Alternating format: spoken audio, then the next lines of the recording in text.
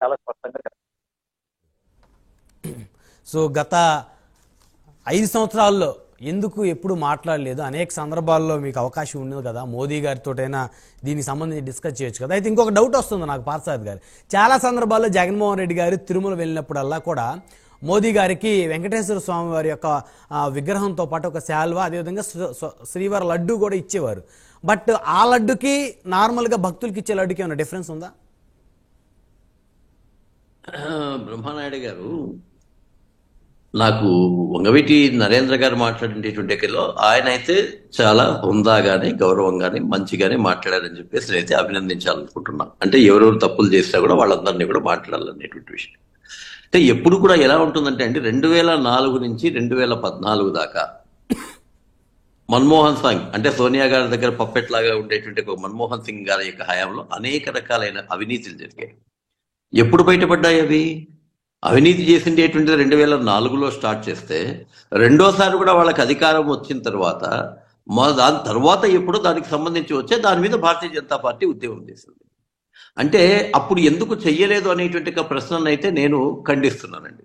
ఎప్పుడు వస్తుంది ఇది? ఇప్పుడు కూడా డైరీ రిపోర్ట్ అనేటువంటిది ఇప్పుడు వచ్చింది కాబట్టి ఆ రిపోర్ట్ మీద తగినటువంటి చర్చలు జరుగుతున్నాయి. దీంట్లో హుందాగా, అందరూ హుందాగా ఉండాల్సిందేటువంటి అనేటువంటి విషయంలో నేనైతే వాస్తవంగా ఏకీభవిస్తాను. ఇప్పుడు చంద్రబాబు నాయుడు గారు ఆ యొక్క స్టేట్మెంట్ ఇచ్చారు. వెంటనే వైఎస్ఆర్సీపీ ఏముంది, సరేనండి ఆఖరిగా ఇప్పుడు ఉంది కదా, గతంలో ఉండేటువంటి దీని మీద మీరు కమిటీలు వేశారు కదా, ఆ కమిటీకి సంబంధించి ప్రక్షాళన చేయండి, లేదా సిబిఐకి సంబంధించి కోరండి, ఇవన్నీ తప్పులేదు.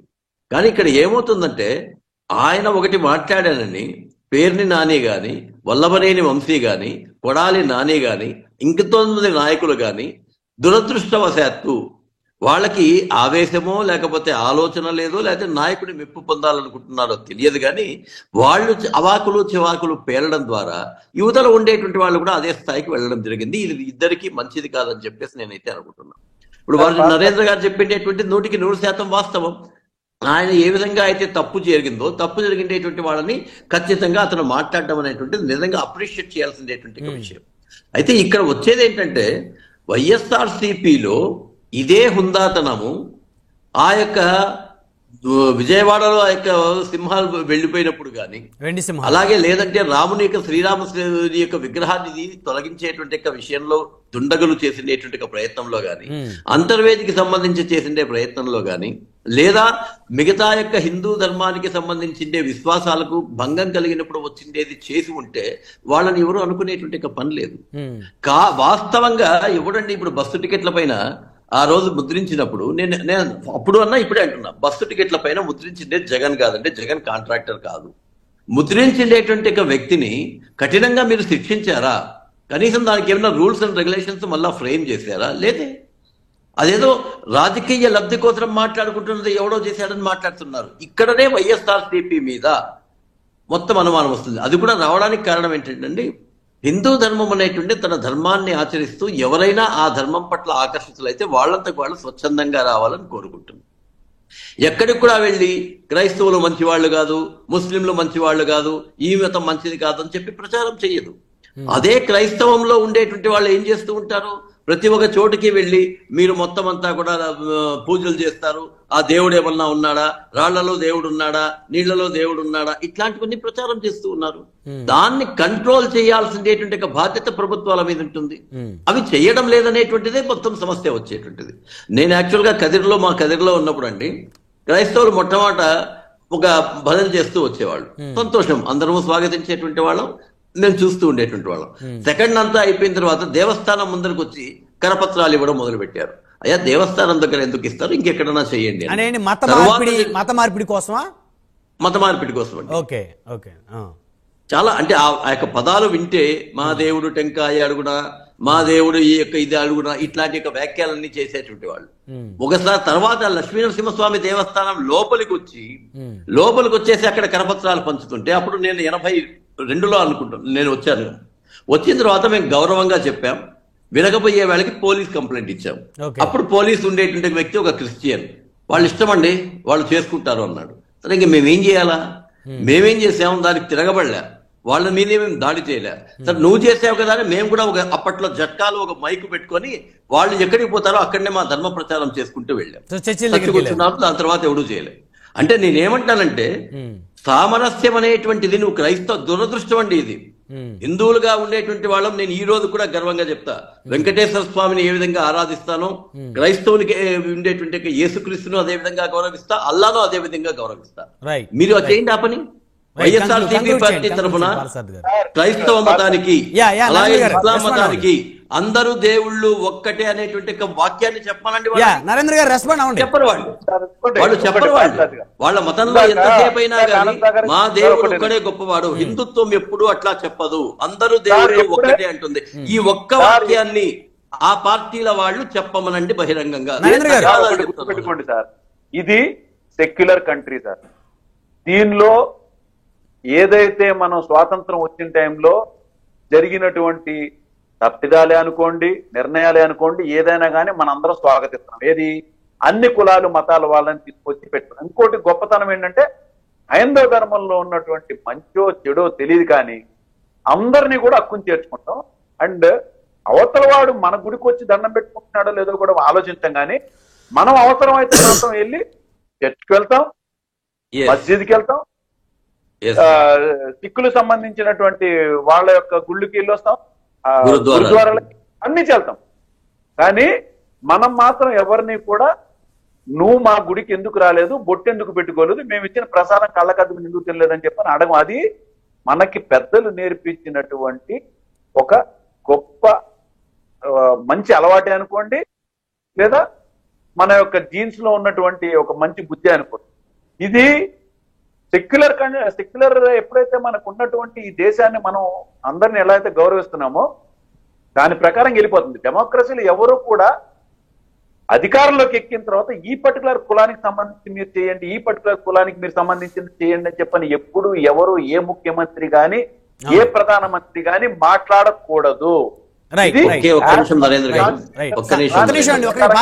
నరేంద్ర గారు 1 by 1 మీ దగ్గర కంక్లూజన్ తీసుకుంటాను. ఆనంద్ సాగర్ గారు కంక్లూజన్ ఇవ్వండి. పాపం మన వంగవీటి నరేంద్ర గారికి ఒక సూచన, మీ ఇంటి పేరుకి ఒక బ్రాండ్ ఉంది, దాని పరువు తీయొద్దు దయచేసి. మీరు ఏ విధంగా చెప్పండి, వేరే చెప్తున్నా. ఏదో మీరు బ్రాహ్మణుడు మేకను తీసుకెళ్తున్నాడు, దాన్ని కుక్కని అందరూ దొంగలు నమ్మిస్తే ఆ బ్రాహ్మణుడు మేకను వదిలేశాడని అంటే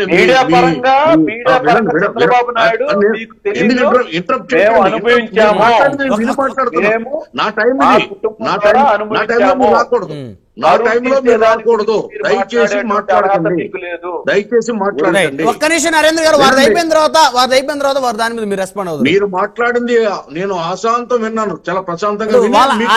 వారి అభిప్రాయం వారు చెప్తున్నారు ఆనంద్ సాగర్ గారు, దాన్ని తప్పట్ట ఇంతవరకు డిగ్నిఫైడ్ గా జరిగింది డిబేట్. మీరు ఇప్పుడు మధ్యలో వస్తే నేను రేజ్ అవ్వాల్సి ఉంటుంది. అది కరెక్ట్ కాదు, హోందాగా చేసుకుందాం. మీరు ఏదో పాపం ఆయన మోసపోయాడు జగన్మోహన్ రెడ్డి, చంద్రబాబు నాయుడు గారు ఆయన్ని మేకను కుక్క అంటే జనాలు నమ్మేసి చంద్రబాబు నాయుడు గారు వెనకాల పడిపోయారని ప్రపంచాన్ని మీరు చాలా చిన్న చూపుగా మాట్లాడుతున్నారు. మొన్న 3 నెలల ముందు జరిగిన ఎన్నికల్లో ప్రజలు మీ ప్రభుత్వాన్ని చిత్తుగా ఓడించి 11 సీట్లతో వైనాట్ 175 అంటే 11 సీట్లతో పెట్టారంటే మీరు తప్పులు చేయకుండా, మీరు ప్రజల్ని హింసించకుండా, ప్రజల్లో చెడ్డ పేరు తెచ్చుకోకుండా జరిగిందా? మీరు ఇంకొక అవివేకంగా ఏం మాట్లాడుతున్నారంటే మీరు వెళ్ళినప్పుడు ప్రసాదంలో పురుగు ఉందని, అది వెయిట్ తక్కువ ఉందని మాట్లాడుతున్నారు. అవన్నీ మీ దానికి ఇప్పుడు మనం జరిగే చర్చకి, లేదా ఇప్పుడు రాష్ట్రంలో దేశంలో జరుగుతున్న చర్చకి ఏమైనా సంబంధం ఉందా? మానవతకు తప్పు, ప్రభుత్వం చేసిన వ్యాపారం, ప్రభుత్వం చేసిన కల్తీ. మిమ్మల్ని ఒక ప్రశ్న అడిగారు బ్రహ్మనాయుడు గారు, మీరు సమాధానం చెప్పలేదు. మీరు 15 సార్లు ల్యాబ్కు పంపినప్పుడు అది క్వాలిటీ లేదని చెప్పినప్పుడు ఏఆర్ డైరీని ఎందుకు బ్లాక్ లిస్ట్ లో పెట్టలేదంటే దానికి సమాధానం చెప్పరు మీరు. మేము మాట్లాడినదే ఏఆర్ డైరీ పంపిన నెయ్యిని మీరు 15 సార్లు వెనక్కి పంపినప్పుడు దాన్ని ఎందుకు బ్లాక్ లిస్ట్ లో పెట్టలేదు, దాన్ని ఎందుకు నిషేధించలేదు, దీనికి సమాధానం చెప్పండి. అంతేగాని మీరు కళ్ళబొల్ల కబుర్లు చెప్పి అక్కడ వ్యాపారం చేశారనేది మేము చెప్తున్నాం. అక్కడ వ్యాపారం చేశారు, కల్తీ సామాన్లు కొన్నారు, అనేక అభివృద్ధి కార్యక్రమాలకు పాల్పడ్డారు. రూముల్లో బాత్రూమ్ రూములు రెంట్ పెంచారు మీరు. ఆ పూజలకి రేట్లు పెంచారు మీరు. పూజలకి రేట్లు పెంచి, టికెట్ల రేట్లు పెంచి, మీరు బెడ్షీట్లు బాగోలేకుండా, రూములు బాగోలేకుండా సర్వనాశనం చేసి అక్కడ వాతావరణాన్ని అక్కడ కొల్లగొట్టి కొండలు దోచుకుని మీరు ఇప్పుడు నీతి కౌరులు చెప్తారా? మేము మాట్లాడేది మీ ప్రభుత్వ అవినీతి గురించి.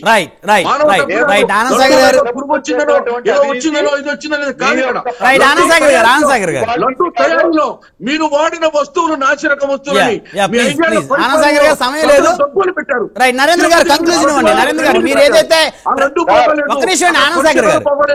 చిరతపులి వస్తే మనుషుల్ని చంపితే స్టిక్ ఇచ్చారు మీరు. ఎన్ని కోట్లు కొల్లగొట్టారు? స్టిక్ తో చిరతపులిని ఎవడైనా కొట్టగలుగుతాడా? సమయం లేదు. మీరు చేసిన ఆరోపణలకు మీరు అడిగిన ప్రశ్నకు కొన్ని సమాధానం చెప్పనివ్వండి నరేంద్ర గారు. ఇప్పుడు మీరు ఇందాక ఏదైతే సామెత చెప్పారో దాన్ని కూడా 50 సంవత్సరాలుగా సప్లై చేస్తారంటే నందిని డైరీలో కూడా క్వాలిటీ తప్పు వచ్చిందండి. కానీ 50 సంవత్సరాలుగా చేసుకుంటూ వస్తున్నారు కదా, అందుకని దానిలో కూడా ఏదో తప్పు జరిగిందని చెప్పి వెనక్కి తిరిగి పంపించారు. ఇక్కడ ఏఆర్ డైరీది ఒకటే తప్పు కాదు, నందిని డైరీది ఒకటే తప్పు కాదు. నందిని డైరీని కూడా బ్లాక్ లిస్ట్ లో మరి పెట్టలేదు. ఈ పాయింట్ మీకు ఎందుకు అర్థం కావట్లేదు? మీ అన్నికి తెలిసింది ఏంటంటే ఏదైతే పొరపాట్లు జరుగుతాయో ఒకప్పుడు కంటిన్యూగా వాళ్ళ యొక్క క్యారెక్టరిస్టిక్ తీసుకుంటారండి. వాళ్ళ యొక్క ఇన్నాళ్లు జరిగినటువంటి వాళ్ళు సప్లై చేసినటువంటి పద్ధతిని అవలంబించి ఎక్కడో తప్పు జరిగిందంటే తిరిగి పంపిస్తే వాళ్ళు దాన్ని చెక్ చేసుకుని పంపిస్తారని అంటారు. అదే విధంగా వాళ్ళు ఏఆర్ డైరీ విషయంలోనే నందిని డైరీ విషయంలో తేడా జరిగింది. ఇక నుంచి ఇలాంటి తేడా జరగకూడదని చెప్పని కొత్త టెండర్లు పెరగడం జరిగింది. అంతేగాని ఇక్కడ జగన్మోహన్ రెడ్డి గారికి డైరీలు ఏం లేవండి. ఉంటే గింటే డైరీలు చంద్రబాబు నాయుడు గారికి ఉన్నాయి. చంద్రబాబు నాయుడు గారు ఈ డైరీ ప్లాన్ వేస్తుంటారని చెప్పని అందరూ అనుకుంటున్నారు. కాదండి నరేంద్ర గారు, నందిని ఏమి చంద్రబాబు గారిది కాదు కదా. నందిని కాదండి, ఆయనకు ఒక డైరీ ఉంది. ఆ డైరీకి సంబంధించి మీరు రాష్ట్రంలో డైరీలన్నీ మూసేసి గుజరాత్ డైరీని తీసుకురండి. ఇప్పుడు ఆయన నందిని ద్వారా మాట్లాడుకుంటుంటారు కాంట్రాక్ట్. నా డైరీ ద్వారా మీకు పంపిస్తాను, మీ డైరీని సప్లై చేయండి, ఇక్కడ తిరుపతి మన ఇద్దరు వ్యాపారం చేసుకుందాం. జగన్ గారికి కూడా వర్తిస్తుంది కదా. పూర్తి స్థాయిలో రాష్ట్రంలో డైరీలన్నీ మూతపడేలాగా చేసింది గుజరాత్ డైరీ రాష్ట్రంలో ఇంట్రొడ్యూస్ చేసింది. చివరిగా నరేంద్ర గారు, సరే చివరిగా ఒక అంశం అండి, పాప ప్రక్షాళనకు సంబంధించి ఇప్పుడు పాప ప్రక్షాళన చేస్తున్నారా వైఎస్ఆర్సీపీ నాయకులు? మీరు కూడా పాల్గొంటున్నారా 28వ తారీఖు? ఎవరు ఎన్ని చేసినా ఇవన్నీ కూడా రాజకీయంగా చేస్తున్నారనేది ప్రజలు కూడా గమనిస్తున్నారు. చంద్రబాబు నాయుడు తప్పు చేసినా, వైఎస్ఆర్ కాంగ్రెస్ పార్టీ తప్పు చేసినా, ఎవరు ఏం చేసినా కూడా ఇది రాజకీయంగా చేసేశారండి. దీన్ని చేసేసినటువంటి పాపం మాత్రం చంద్రబాబు నాయుడుదే. కానీ కలియుగ దైవం అని భావించేటువంటి వెంకటేశ్వర స్వామి ఎదుర్కొంటా ఎవరు ఎన్ని నాట్యాలు చేసినా, ఎవరు ఎన్ని డ్రామాలు చేసినా ఆ స్వామే శిక్షిస్తాడు. దీన్ని అందరూ నమ్మాలి. భూమన కరుణాకర్ రెడ్డి గారు చేసిన ప్రమాణాన్ని ఎవరు కూడా పరిగణలోకి తీసుకోవట్లేదు. దానికి ఏం చెప్తారు? ఇప్పుడు వాళ్ళు ఇందాక అడుగుతున్నారండి ఆనంద్ సాగర్ గారు, ఏమని వాళ్ళు ఎవరన్నా స్పందించారా? సిబిఐకే ఇమ్మని చెప్తున్నాం. సిబిఐకే ఇవ్వండి. మీరు సిట్ చేశారు. సిట్ అంటే ఏంటిదండి? స్టేట్ కంట్రోల్ లో ఉండేటువంటిది. ఇది మీరు ఎన్నిసార్లు వేశారు సిట్టు? ఎవరు అసలు ప్రభుత్వం ఎన్నిసార్లు వేసింది సిట్టు? మీకు సంబంధించినటువంటి తప్పుల్ని ఏ రోజు కూడా ఇంకా బయటకు మీరు సిట్టు 5 సంవత్సరాలు కంటిన్యూస్ గా అమలు చేసింది మీరు కదా. స్పెషల్ ఇంటెలిజెన్స్ టీమ్ అనేది కేవలం ఇక్కడ స్టేట్ లో ఉండేది. అది చంద్రబాబు నాయుడు గారి కంచైగల్లోనే నడుస్తుంది. ఇది స్టేట్ ఇష్యూ కాదు, నేషనల్ ఇష్యూ కాదు, ప్రపంచ ఇష్యూ. తప్పనిసరిగా సిబిఐకి ఇవ్వండి అని చెప్పని జగన్మోహన్ రెడ్డి గారు చాలా స్పష్టంగా చెప్పారు. ఎవరైతే నాయకులు మా తరఫున మాట్లాడుతున్నారో వాళ్ళు కూడా రెడీగా ఉన్నారు.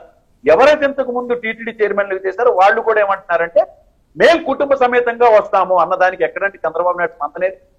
వచ్చి మేము అక్కడ తడిబట్టలతో కూర్చొని ఇదే వెంకటేశ్వర స్వామి మీద అందరికీ నమ్మకం ఉంది కాబట్టి అక్కడ ప్రమాణం చేస్తాము. నరేంద్ర గారు, వారు చేసే ప్రమాణాన్ని వీరు నమ్మట్లేదు కదా, ఎట్లా మరి? సార్ ఒకటండి, వాళ్ళు మేము తప్పు చేశాం తప్పు చేయలేదనే దాన్ని వాళ్ళు ఎట్లాగా నిర్ణయం తీసేసుకుని మాట్లాడుకుంటున్నారో ఇప్పుడు ప్రమాణం చేసిన దాన్ని కూడా వాళ్ళు నమ్మట్లేదు. ఎందుకంటే వాళ్ళు ఒక ఫిక్స్డ్ ఫ్రేమ్ పెట్టేసుకున్నారు. ఏ విధంగా అయినా కానీ ఇది ఒక హిందూ యాంటీ పార్టీ అని క్లియర్ గా పబ్లిక్ లోకి తీసుకెళ్లాలి. అందుకనే ఇక్కడెక్కడ పచ్చ మీడియాను వాడలేదండి. వాళ్ళు చాలా తెలివిగా నేషనల్ లెవెల్లో రిపబ్లిక్ టీవీ అది పూర్తిగా భారతీయ జనతా పార్టీకి సంబంధించినటువంటి వన్ సైడ్ మాట్లాడేటువంటి రిపబ్లిక్ టీవీ అండి. మీరు గమనించుకుంటే ఆ భారతీయ జనతా పార్టీకి సంబంధించినటువంటి ఆ రిపబ్లిక్ టీవీ ద్వారానే ఈ రిపోర్ట్ గాని ఈ యొక్క విషయాన్ని గాని బయట పెడతాం జరిగింది. అది చంద్రబాబు నాయుడు ఆడేటువంటి రాజకీయ నీచమైన ఆలోచనలు చేసేటువంటి చంద్రబాబు నాయుడు యొక్క పద్ధతి అని చాలా స్పష్టంగా ప్రజలకు రైట్ పార్సాద్ గారు వన్ వర్డ్ నరేంద్ర గారు ఈ విషయాలతో పాటు ఒక్క విషయాన్ని మీకు గుర్తు చేయాలనుకుంటున్నాను. రాజశేఖర రెడ్డి గారు 7 కొండలవాడ వెంకటరమణ గోవింద గోవింద అనేటువంటి ఆయనకి తెలియదండి. రాజశేఖర రెడ్డి గారి హయాంలో 2 కొండలు మాత్రమే ఈ యొక్క దేవస్థానాన్ని, మిగతా అంతా కూడా ప్రభుత్వంది. దాంట్లో ఎవడైనా చర్చిలు పెట్టుకోవచ్చు, ఎవరైనా మసీదులు కట్టుకోవచ్చు అనేటువంటి చట్టం చేశారు. చేసినప్పుడు రోసయ్య గారు వచ్చినప్పుడు మేమందరం రిక్వెస్ట్ చేశాం, సార్ ఏంటి పని, మీరు హిందుత్వంలో ఉన్నారు, మీరు క్యాబినెట్ లో ఉన్నారు, ఇంత ఘోరం జరుగుతుంటే మీరు ఇలా చేస్తున్నారా అని చెప్పేసి అడిగితే వెంటనే మా ముందరనే ఆయనకి ఫోన్ చేశారండి రాజశేఖర రెడ్డి గారికి. అంటే ఆయన చాలా ప్రేమగా మాట్లాడతారు రాజశేఖర రెడ్డి గారిని. రాజశేఖర, ఏంటి ఇలా చేస్తున్నావు నువ్వు, దేవుడు 7 కొండల వాడిని 2 కొండలు చేశావేంటయ్యా, అసలు నీ దగ్గర నుంచి సీఎం ఆఫీస్ నుంచి ఈ విధంగా ఆర్డర్ వచ్చింది, వెంటనే దాన్ని ప్రక్షాళన చేయంటే ఆ రోజు రాజశేఖర రెడ్డి గారు మాత్రం ఖచ్చితంగా దాన్ని తీసేశారండి. అంటే నేను ఇక్కడ ఏమంటున్నానంటే ఆలోచన విధానంలో ఏ విధంగా ఉంటుందంటే, దురదృష్టవశాత్తు క్రైస్తవము మరియు ఇస్లాంలో ఉండేటువంటి వాళ్ళు వాళ్ళ మతాన్ని వాళ్ళు ఆచరించుకోవడం కంటే దాంట్లో ఉన్నటువంటి కొన్ని పొరపాటు వాక్యాలను తీసుకొని హిందువులందరినీ మతం మార్చాలనేటువంటి ఆలోచన ఉంటుంది. మత బోధనలు అనేటువంటి పేరుతో మొత్తం చేస్తూ ఉంటారు. ఇవి తగ్గాలి. ఇవి హిందువులుగా మనం అందరం ఏమంటున్నామంటే, అయ్యా బాబు, నీ మతాన్ని నువ్వు, నీ ధర్మాన్ని హ్యాపీగా ఆచరించు, దాంట్లో ఉంటే మంచి నీతి వాక్యాలని బాగా ఆచరించు. ఇస్లాంలో కూడా మంచి కాబట్టి నేను ఇప్పుడు కూడా ఏమంటున్నా అంటే, మన పార్టీలో ఉండేటువంటి వాళ్ళు, మన నాయకులు ఏమైనా పొరపాటు చేస్తే, మీరన్నట్లుగా భారతీయ జనతా పార్టీ వాళ్ళు నాయకులు చేసినా సమయం లేదు, సిట్ విచారణ జరుగుతుంది కదా, వాస్తవాలు వెలుగులోకి వస్తాయని ఆశిద్దాం. మరి సిట్ అధికారులు దర్యాప్తులు ఏం తేలుస్తారు అనే దానికోసం సర్వత్రా ఉత్కంఠగా ఎదురు చూస్తున్నారు. మరి ఆ దర్యాప్తులో తేల్చినటువంటి అంశాలను మరి రేపు వైసీపీ నాయకులు మేము నమ్మం అని అంటారా ఏంటనేది చూద్దాం. రైట్, ధన్యవాదాలండి. అది ముందే చెప్తున్నామండి, నమ్మాల్సిన అవసరమే లేదు. రైట్ నరేంద్ర గారు, సమయం లేదు, మళ్ళీ ఇంకొక అంశంలో చర్చిద్దాం. ధన్యవాదాలు. చర్చలో పాల్గొనేందుకు మోకా ఆనంద్ సాగర్ గారు, పార్థసారథి గారు, వంగవీటి నరేంద్ర గారు, అందరికీ పేరు ధన్యవాదాలు. మరి ఇది వాళ్ళ హాట్ టాపిక్. చూస్తూనే ఉండండి. Keep watching prime news.